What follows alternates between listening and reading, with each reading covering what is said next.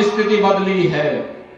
आज कोई भारत की सीमा का अतिक्रमण नहीं कर सकता और हर एक को मालूम है कि अगर सीमा का अतिक्रमण करेगा तो भारत फिर उसको बख्शेगा नहीं।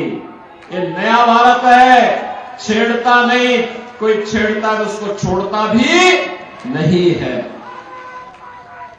बहनों और भाइयों, यही स्थिति देश के अंदर आतंकवाद की जड़धारा 370 को लेकर के थी। कश्मीर में कांग्रेस कहती है कि हम धारा 370 फिर से लाएंगे। बहनों और भाइयों, धारा 370 का मतलब आतंकवाद की पुनर्वापसी। यह देश अब आतंकवाद को बर्दाश्त नहीं करेगा, आतंकवाद का खात्मा करके रहेगा। देश के अंदर आतंकवाद, नक्सलवाद पूरी तरह समाप्त होगा। भारत को फिर से विकसित भारत के रूप में स्थापित करने के मोदी जी के अभियान के साथ हम सबको जुड़ के काम करना है। और इसके लिए आवश्यक है यूपी के अंदर जो सरकार आज डबल इंजन की कार्य कर रही है, यह सरकार विकास भी करा रही है, विरासत का सम्मान भी दे रही है। मैं आपसे पूछना चाहता हूं, अयोध्या में जब एक निषाद बेटी के साथ क्या कुछ घटना घटित की थी समाजवादी पार्टी के गुंडों ने, और तब भी समाजवादी पार्टी के नेता और उनके राष्ट्रीय अध्यक्ष उसकी दलील दे रहे थे। बहनों और भाइयों, बेटी तो सबकी होती है। बेटी के साथ अगर कोई इस प्रकार का जुर्म करेगा, इस प्रकार का अत्याचार करेगा, तो हमारा तो संकल्प ही है कि उस दुष्कर्मी के लिए फिर जगह नहीं, उसकी जगह केवल और केवल जहन्नुम में हो सकती है, बाकी उसके लिए कोई जगह नहीं हो सकती। और हमारी सरकार पूरी मजबूती के साथ खड़ी रही उस परिवार के साथ, पीड़ित परिवार के साथ। आज मैं आपसे फिर कहने के लिए आया हूं, इस समाजवादी पार्टी के लोग वही हैं जो अयोध्या में राम भक्तों पर गोलियां चलाने वाले लोग हैं। ये लोग कोई भी महाराज सुहेलदेव के स्मारक पे नहीं जाता था, क्योंकि इन्हें भय था कहीं मुस्लिम वोट बैंक खिसक न जाए। लेकिन भारतीय जनता पार्टी ने एनडीए में मिलकर के बहराइच में महाराज सुहेलदेव का भव्य स्मारक बनाया है।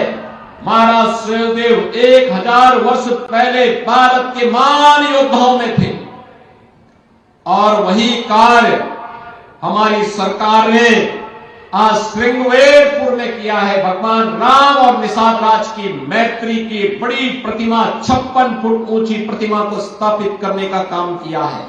बहनों और भाइयों, आज आप देख रहे होंगे विकास भी है, विरासत भी है। विकास के लिए बड़े बड़े कार्य, हाईवे बन रहे हैं, गांव गांव की कनेक्टिविटी बन रही है, मेडिकल कॉलेज बन रहे हैं, इंजीनियरिंग कॉलेज बन रहे हैं, आईआईटी, एम्स, रेलवे, एयरपोर्ट, ये सब का काम तो हो ही रहा है। लेकिन साथ साथ विरासत का सम्मान करने के लिए और अपने पूर्वजों का हम कोई जवाब दे सके, इसके लिए अयोध्या में भगवान राम का भव्य मंदिर का निर्माण के साथ साथ रामलला का विराजमान होना भी यह हर भारतवासी को गौरवान्वित करता है। बहनों और भाइयों, हमारा तो एक ही कहना है आपसे, जो राम का नहीं वो हमारे किसी काम का नहीं।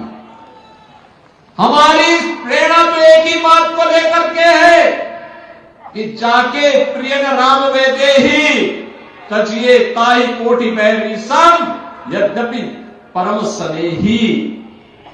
जो भगवान राम के प्रति श्रद्धावान नहीं, जो भगवान राम के प्रति श्रद्धा और भक्ति का भाव नहीं व्यक्त कर सकता है, वह भले ही आपका कितना नजदीकी मित्र हो, रिश्तेदार हो, सगा संबंधी हो, उसको वैसे ही छोड़ देना चाहिए जैसे किसी दुश्मन को छोड़ा जाता है। बहनों और भाइयों, एक सनातन वाक्य है, और यहां पर तो आपके सामने परम राम भक्त धर्मराज निषाद को भारतीय जनता पार्टी और एनडीए ने प्रत्याशी बनाकर के आपके बीच उतारा है। आपने पिछले 2 वर्ष 2 महीनों कटहरी में हो रहे विकास के कार्यों को आगे बढ़ते हुए देखा होगा, यहां की कल्याणकारी योजनाओं को आगे बढ़ते हुए देखा होगा। अच्छा जनप्रतिनिधि चुना जाएगा।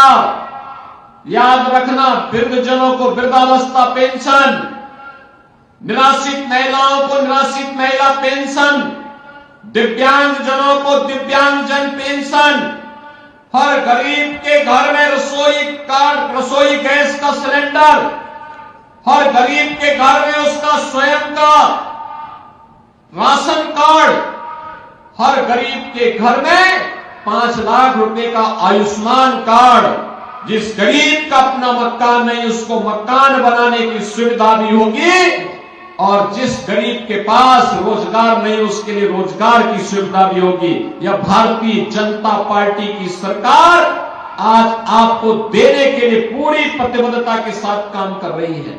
और इसीलिए हमारी सरकार ने तय किया है, इसीलिए हमारी सरकार ने तय किया है कि जीरो पॉवर्टी के लक्ष्य को हम प्राप्त करेंगे, यानी गरीबी पूरी उन्मूलन की दिशा में हर गरीब को हम सशक्त बना करके स्वावलंबन की ओर अग्रसर करेंगे। इसके लिए सर्वे का काम चल रहा है।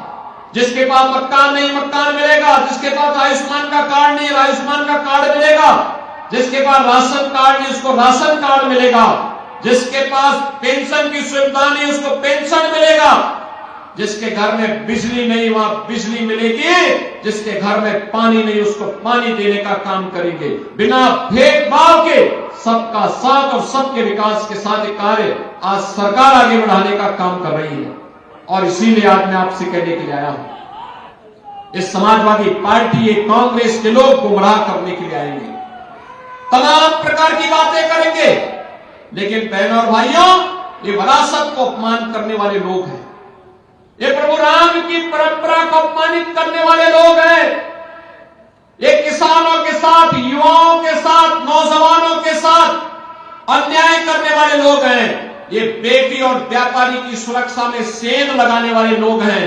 इनको अब आगे बढ़ने का अवसर कतई नहीं देना है, नहीं तो ये लोग फिर, इनकी विरासत क्या थी, इनकी विरासत अगर देखना हो तो खान मुबारक ही समाजवादी पार्टी की वास्तविक विरासत है। अतीक अहमद और मुख्तार अंसारी इनकी वास्तविक विरासत है। ये भारत के देवी देवताओं को, भारत के महापुरुषों को सम्मान नहीं देते। डॉक्टर लोहिया तो इसी अंबेडकर नगर की धरती पर पैदा हुए थे, लेकिन आज की समाजवादी पार्टी डॉक्टर लोहिया और आचार्य नरेंद्र देव के मूल्य और सिद्धांतों से भटक चुकी है। और इसीलिए मैं आपका आह्वान करने के लिए आज आया हूं कि बहनों और भाइयों, भारतीय जनता पार्टी ने, एनडीए ने, राजभर पार्टी ने, निषाद पार्टी ने, अपना दल ने अपने प्रत्याशी के रूप में श्री धर्मराज निषाद को आपके बीच में आपका आशीर्वाद प्राप्त करने के लिए इस उपचुनाव में उतारा है। मेरी आप सबसे विनती होगी, धर्मराज निषाद को भारी बहुमत से विजयी बना करके आगे बढ़ाना है, उन्हें विधायक चुन के भेजना है, कटहरी के विकास को द्रुत गति से आगे बढ़ाना है। आप सब सहमत हैं? सभी लोग सहमत हैं? धर्मराज निषाद को भारी बहुमत से चुनाव जिता करके भेजेंगे, सभी लोग बना के भेजेंगे।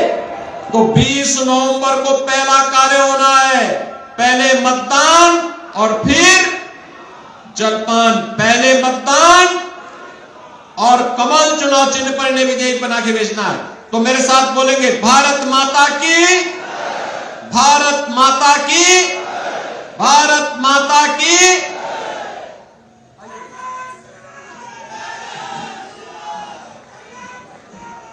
भारत माता की, भारत